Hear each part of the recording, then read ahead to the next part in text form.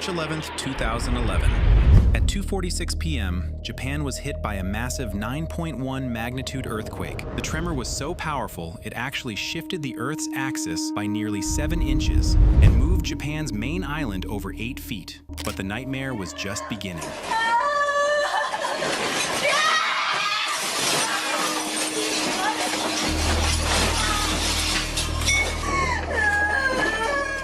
Less than an hour later, a colossal tsunami, with waves reaching up to 130 feet, slammed into the coast.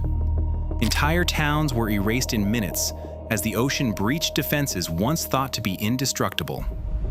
In the chaos, the Fukushima Daiichi nuclear plant was flooded.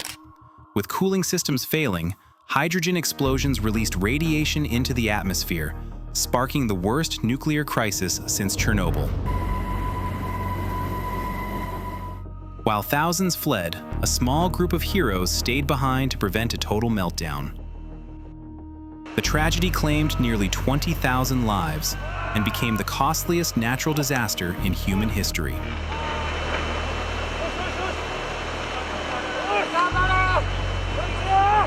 Today, the scars remain, a somber reminder of nature's raw power and the incredible resilience of the Japanese people.